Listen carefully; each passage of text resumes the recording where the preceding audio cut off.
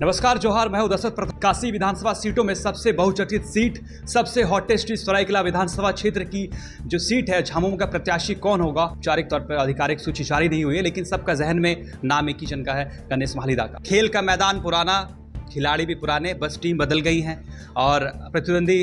Kolhan tiger Champai Soren ji हैं, जो आपके पुराने प्रतिद्वंदी रहे हैं। क्या कहेंगे दादा इसको लेकर, और क्या कुछ किस तरह एक नया, क्योंकि जिस तरह उठापटक हुआ सरायकेला विधानसभा सीट पर सबकी निगाह है, जिस तरह सियासी उठापटक हुआ, अब क्या है, आगे क्या कुछ होगा, किस तरह इसको आप जो है यहाँ पे, क्योंकि ये जो सीट है ये प्रतिष्ठा की सीट, सम्मान की सीट कही जा रही है। हेमंत सोरेन के ऊपर, जो शिबू सोरेन के ऊपर जो आरोप लगा, जो बीते 2-4 महीने में जो घटनाक्रम हुई, उस घटनाक्रम से ये निकल के आता है कि प्रतिष्ठा और सम्मान की सीट रहेगी झामुमो के लिए। क्या कहेंगे और किस तरह की रणनीति के साथ आप जो है मैदान में उतरेंगे? निश्चित रूप से मैं आप सबों के माध्यम से मैं बताना चाहूँगा कि हमारे माननीय लोकप्रिय मुख्यमंत्री माननीय हमारे हेमंत सोरेन जी के मान सम्मान और सम्मान पे हम लोग खड़ा उतरने का काम करेंगे, और जो उनका जो आदेश होगा, उनका जो निर्देश होगा, उस निर्देश को जन जन तक हम लोग पहुँचाने का काम करेंगे। और यहाँ से पार्टी का जीत सुनिश्चित करने के लिए हमारे सभी कार्यकर्ता अपना कमर कस चुका, और आने वाला चुनाव में परिणाम हमारे पार्टी के पक्ष में होगा, झारखंड मुक्ति मोर्चा के पक्ष में होगा। झारखंड मुक्ति मोर्चा की तरफ से जब आपका नाम सामने आया तो कई कार्यकर्ताओं में ये थोड़ी बहुत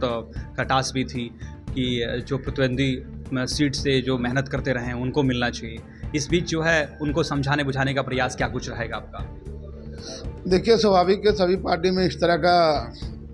अपने अपने लोगों में जो संगठन में काम करते रहे हैं, उन लोग को मन में भी एक आशा और आकांक्षा रहता है। और पार्टी के जो आला कमान का जब अंतिम डिसीजन होने के बाद हम सभी लोगों को एकमत होकर पार्टी के जीत को सुनिश्चित करने के लिए काम करने की आवश्यकता है। हम पार्टी के पदाधिकारी होने के नाते सभी हमारे दल के लोगों को मैं यही कहना चाहूँगा कि जो भी हमारे गुरु जी का आदेश होगा, हमारे मुख्यमंत्री हेमंत सोरेन जी का आदेश होगा, उस आदेश को हम सभी लोगों को पालन करते हुए यहाँ कि हमारा पार्टी के कैंडिडेट का जीत सुनिश्चित कैसे हो, इसके लिए हम सभी लोगों को कंधा से कंधा मिलाकर यहाँ काम करने की आवश्यकता है। काफ़ी कम समय है, और इस कम समय में हमारा ये प्रयास रहेगा कि जो लोग भी नाराज़ हुए हैं या जो लोग के मन में भी तकलीफ है, जो लोग भी यहाँ प्रत्याशी के रूप में अपने आप को दावेदारी पेश किए थे, वैसे सभी हमारे मित्रों से मिलकर अपना जो भी मन में गिला शिकवा है उसको हम लोग दूर करते हुए सभी लोग हम लोग इस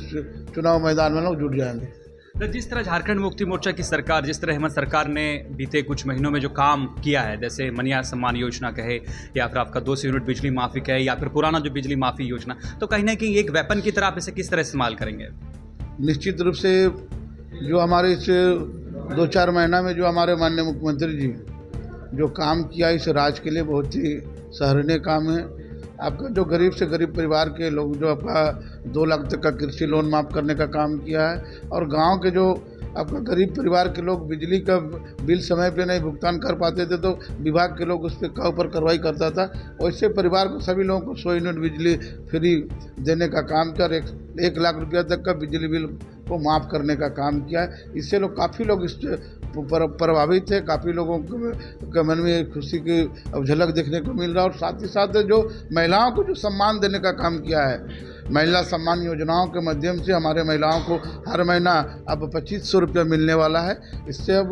पूरे राज्य में हमारे महिलाओं में काफ़ी विश्वास है हेमंत बाबू के ऊपर कि आने वाला समय भी हम लोग का झारखंड मुक्ति मोर्चा का सरकार बनेगा, और हम महिलाओं को जो हक अधिकार जो हेमंत बाबू देने का काम किया वो लगातार आगे इसको चालू रख सके। इसके लिए सभी लोगों ने मन बना कर रखा कि इस चुनाव में फिर से हम लोग झारखंड मुक्ति मोर्चा और तीर कमान में मोहर लगाकर इस राज्य में सरकार बनाने का लोगों का विश्वास है। 10 सालों से जो है आप लगातार इस सीट से चुनाव लड़ रहे हैं, तो कुछ चीर परिचित मांगे हैं, कुछ चीर परिचित जो है समस्याएं हैं इस विधानसभा क्षेत्र को लेकर, तो अब जब आप सत्ता में आते हैं तो क्या कुछ पहली प्राथमिकता रहेगी, क्योंकि सरायकेला विधानसभा से बहुत कुछ समस्याएं अब भी है?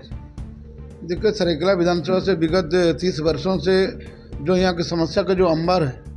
उन समस्याओं को हम समाधान करने का प्रयास करेंगे। जैसे यहाँ के मूलभूत सभी समस्याएं, बिजली, पानी, स्वास्थ्य, शिक्षा,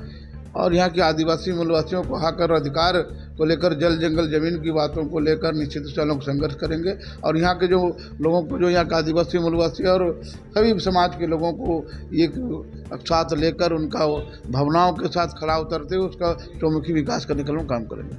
बहुत बहुत धन्यवाद दादा। बहुत कम समय है आपके पास, तो हम भी फिर से इंटरव्यू करेंगे आपसे, विस्तार से जानने का प्रयास करेंगे किस तरह आप लोगों तक पहुंच रहे हैं, किस तरह जा रहे हैं। और बात आपको सीधा बता दें कि गणेश मालिदा का जिस तरह कार्यशैली रहा है, जिस तरह इनका निस्वार्थ भाव से ये लोगों से जुड़ते रहते हैं, थे कुछ महीने पहले इन्होंने जो सेवा रथ भी शुरू की थी, उसके माध्यम से लोगों को जिस तरह सेवाएं पहुंची, उस हमारे माध्यम से आप देख ही रहे होंगे। तो दादा का जो है ये लगातार सिलसिला जारी रहता है। चुनावी सरगर्मी तेज हो चुकी है सरायकेला विधानसभा की, और आपको हर अपडेट जो है मिलते रहेगा। बहुत बहुत धन्यवाद, बहुत बहुत धन्यवाद।